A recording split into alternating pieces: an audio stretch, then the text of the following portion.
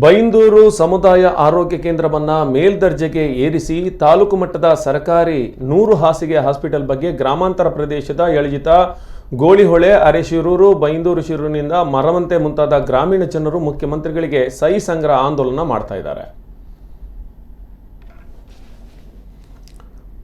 ಬೈಂದೂರು ಶಾಸಕರು, ಶಿವಮೊಗ್ಗ ಸಂಸದರು ಅತಿ ಕಾಳಜಿ ವಹಿಸಿ ಅವರ ಸರ್ಕಾರದಲ್ಲಿ ಒತ್ತಡ ಹೇರಿ ಸೂಪರ್ ಸ್ಪೆಷಾಲಿಟಿ ಸರ್ಕಾರಿ ಆಸ್ಪತ್ರೆ ಮಂಜೂರು ಮಾಡಬಹುದು. ಅದರಂತೆ ತಾಲೂಕು ಆರೋಗ್ಯಾಧಿಕಾರಿಗಳ ನೇಮಕವಾಗಬೇಕಾಗಿದೆ.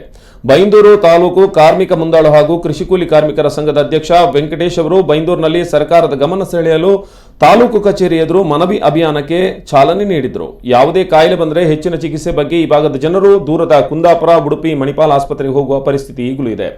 ಹೊಸ ಆಸ್ಪತ್ರೆಗೆ ಶಾಸಕರ ಮತ್ತು ಸದಸ್ಯರ ಬೆಂಬಲ ಪ್ರಯತ್ನದಿಂದ ಈಗ ಜಾಗ ಮಂಜೂರಾಗಿದೆ. ಈ ಮಂಜೂರು ಜಾಗದಲ್ಲಿ ಕೂಡಲೇ ತಾಲೂಕು ಮಟ್ಟದ ಸರ್ಕಾರಿ ಆಸ್ಪತ್ರೆಗೆ ಶಂಕುಸ್ಥಾಪನೆ ಮಾಡಬೇಕೆಂದು ಒತ್ತಾಯಿಸಿದರು.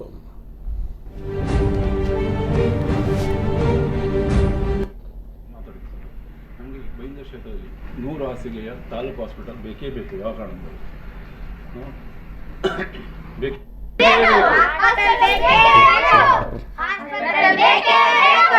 ಮಾತಾಡಿ ಸರ್, ನಮಗೆ ಬೈಂದೂರು ಕ್ಷೇತ್ರದಲ್ಲಿ 100 ಹಾಸಿಗೆಯ ತಾಲೂಕು ಹಾಸ್ಪಿಟಲ್ ಬೇಕೇ